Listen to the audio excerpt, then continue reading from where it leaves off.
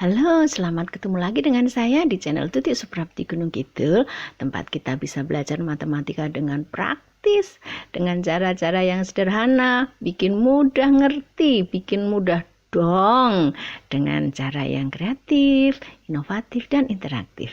Dari Gunung Kidul saya sampaikan salam bentuk akar, bersabar pun harus belajar. Jangan lupa like, subscribe, dan bagikan ke teman-teman kalian ya, agar mereka juga bisa belajar bersama kita. Nah, kita akan belajar bentuk akar, dan yang harus dimengerti pertama itu adalah akar kuadrat. 1.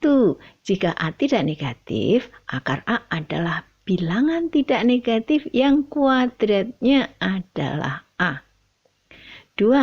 Nilai akar kuadrat dari suatu bilangan positif selalu positif. Contohnya nih, 10 kali 10 kan 10 kuadrat ya, sama dengan 100.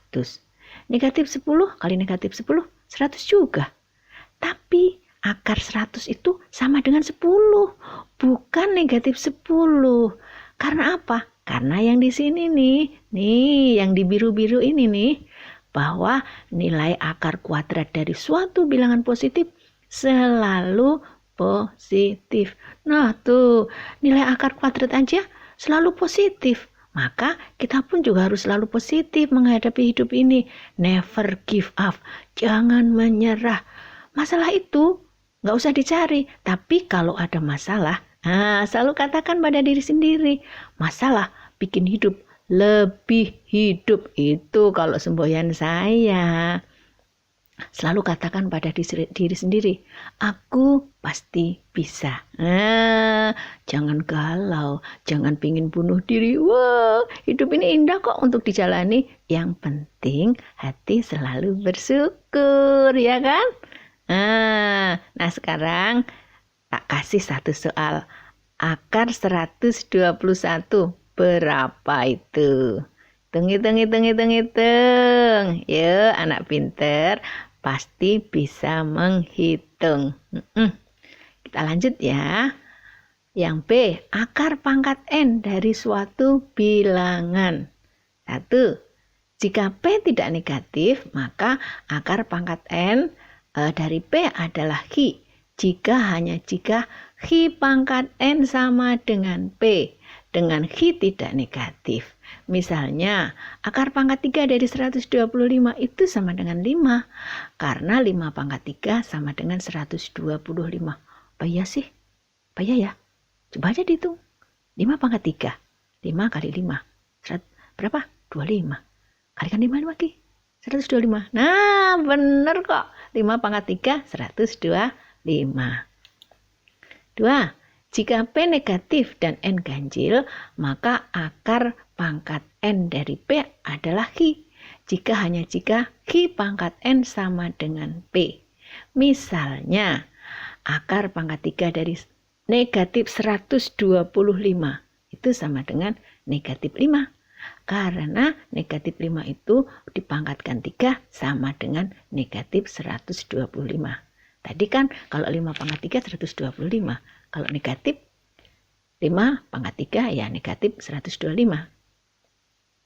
Nah, sekarang coba hitung. Akar pangkat 5 dari negatif 243 itu berapa?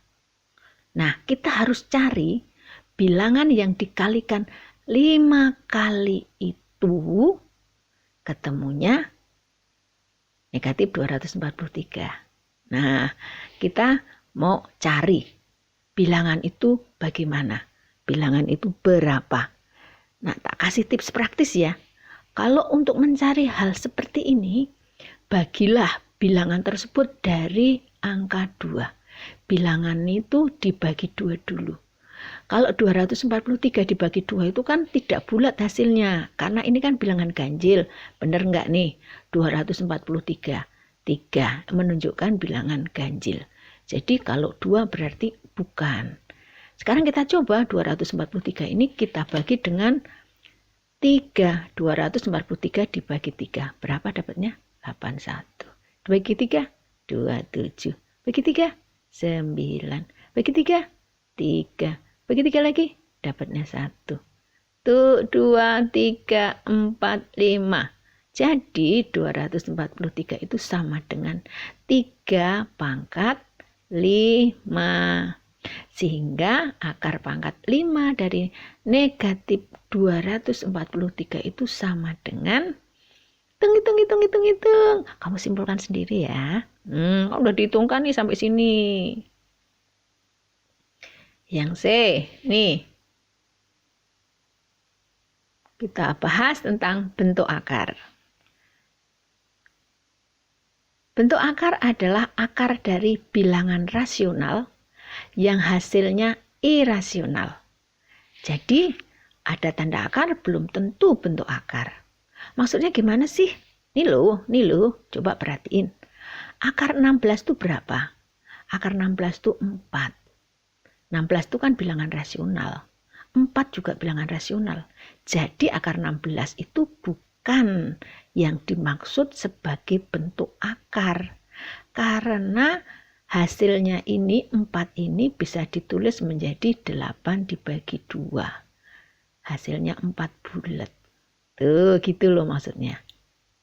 Nah, kalau akar 5? Akar 5 itu hasilnya bilangan irasional. Jadi kita nggak bisa menemukan hasilnya itu yang bulat seperti tadi. Maka dinamakan akar 5 itu adalah contoh atau salah satu bentuk akar. Kalau akar pangkat 3 dari 125, bentuk akar bukan. Yuk, mikir.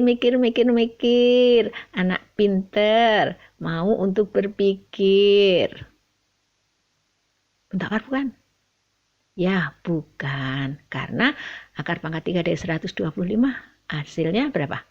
5. Iya.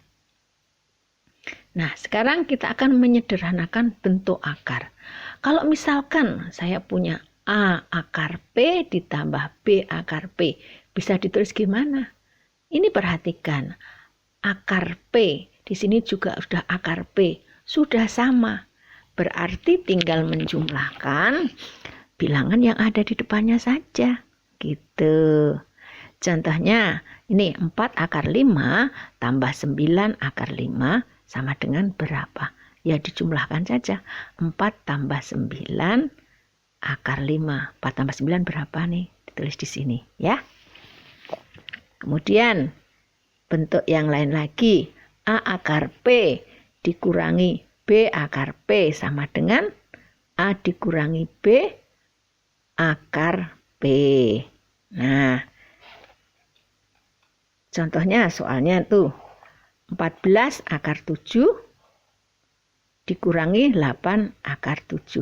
Akar 7-nya sudah dapat itu, ya toh?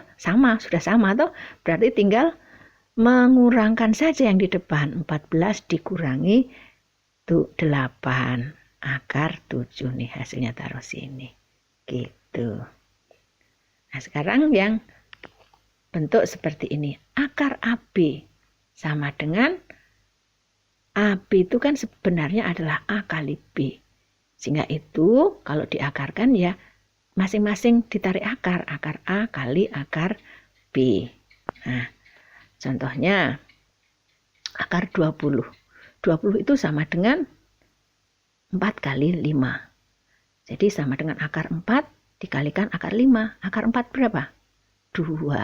Jadi akar 20 itu sama dengan 2 akar 5. Bu, 20 itu sama dengan 2 kali 10. Iya, benar. Sama dengan 2 kali 10. Kok nggak diambil bentuk itu? Lah, kenapa nggak diambil? Karena kita mau mencari bentuk yang sederhana. Kalau kita ambil yang akar 2 kali 10, ya ruwet lagi. Karena akar 2-nya itu tidak bisa diambil dengan akar yang bulat hasilnya. Akar 10 juga nggak bulat hasilnya, ya toh. Jadi kenapa kita pilih 4 kali 5? Karena akar 4 itu hasilnya bulat 2. Gitu loh maksudnya. Sekarang akar 27. Akar 27. 27 itu berapa kali 3? Iya, masing-masing terus ditarik akar. Akar tadi 9 dikali akar 3. Akar 9 berapa ya? Betul, taruh di sini hasilnya. Sekarang kalau akar A dibagi B, bagaimana? Ya masing-masing. Akar A dibagi B sama dengan akar A dibagi akar B. A dan B-nya positif. Contohnya, akar 4/25 itu sama dengan akar 4 dibagi akar 25. Akar 4 berapa? Akar 25 berapa? Di sini jadi akar 4/25 hasilnya adalah 2/5. Ada yang harus kalian ingat bahwa yang namanya akar B tambah C, akar sekawannya adalah akar B dikurangi C. Merasionalkan penyebut bentuk akar. Misalkan kita ketemu bentuk A per akar B, nah caranya merasionalkan penyebutnya kita kalikan dengan akar B per akar B. Kenapa sih kok dikalikan akar B per akar B? Ya, karena akar B dibagi akar B itu sama dengan 1. Jadi kalau setiap bilangan dikalikan 1, mesti hasilnya tidak berubah, tetap dirinya sendiri. Nah, sekarang kita ketemu soal 5 per akar 2, disuruh menyederhanakan. Nah, kembali perhatikan untuk yang bagian bawahnya atau penyebutnya. Ini sama dengan 5 per akar 2 kali akar 2 per akar 2 sama dengan ini 5 kalikan akar 2 dibagi akar 2 kalikan akar 2 berapa? Akar 4. Akar 4 berapa? 2. Nah, kemudian saya beri tips praktis nih. Kalau lain kali menemukan soal yang seperti ini bentuknya A per akar B, bisa saja langsung kalian ambil jawaban sama dengan A per B akar B. Nanti kan kalau ketemu soal seperti ini pas penilaian atau pas ujian, nah bisa langsung diambil cara praktisnya. Sekarang untuk bentuk A per akar B tambah C, caranya bagaimana? Caranya kalikan dengan sekawannya yang tadi sempat saya singgung. Sekawan dari yang penyebutnya. Jadi akar B tambah C itu sama dengan akar B dikurangi C. Sehingga A per akar B tambah C ya kalikan akar B dikurangi C per akar B dikurangi C. Nah, ini saya berikan untuk tips praktisnya. Kalau ada bentuk depan ditambah belakang, kalikan depan dikurangi belakang, itu sama dengan depan kuadrat dikurangi belakang kuadrat. Ini saya simbolkan untuk depan itu D, untuk belakang B. Contohnya nih, sederhanakan 5 per akar 7 tambah 2. Ini sama dengan 5 per akar 7 ditambah 2 kalikan akar 7 kurangi 2 per akar 7 dikurangi 2. Sama dengan 5 kalikan akar 7 dikurangi 2, yang atas tetap ya. Nah, sekarang perhatikan bagian bawahnya. Depan ditambah belakang dikalikan depan dikurangi belakang, itu sama dengan depan kuadrat dikurangi belakang kuadrat. Depan akar 7, belakangnya 2. Depan akar 7 dikurangi 2. Nah, ini sama dengan depan kuadrat, berarti akar 7 kalikan akar 7 dikurangi belakang kuadrat. 2 kalikan 2. Akar 7 kalikan akar 7 berapa? 7. 2 kalikan 2 berapa? 4. Nah, ketemu sudah hasilnya. Jadi ini sama dengan 5 kalikan akar 7 kurangi 2 per, nah ini 7 kurangi 4, 3. Mengerti kan? Bentuk baku atau notasi ilmiah. Bentuk baku atau notasi ilmiah ini digunakan untuk menuliskan bilangan-bilangan yang sangat besar atau yang sangat kecil dengan sederhana. Bentuknya adalah A kali 10 pangkat N, dengan A-nya itu dimulai dari 1 sampai kurang dari 10. Untuk bilangan 10 atau lebih, N-nya positif. Untuk bilangan antara 0 dan 1, maka N-nya negatif. Contohnya misalkan kamu dapat undian berhadiah 40 juta nih. Oh, keren. Bagi ya. Selamat, amin semoga. Jadi ini 40 juta itu sama dengan 4 kali 10 pangkat berapa? Kita hitung aja nolnya di sini berapa? 1, 2, 3, 4, 5, 6, 7. Ternyata 40 juta itu 4 kali 10 pangkat 7. Sehingga 40 juta bisa diubah atau ditulis dengan notasi ilmiah 4 kali 10 pangkat 7.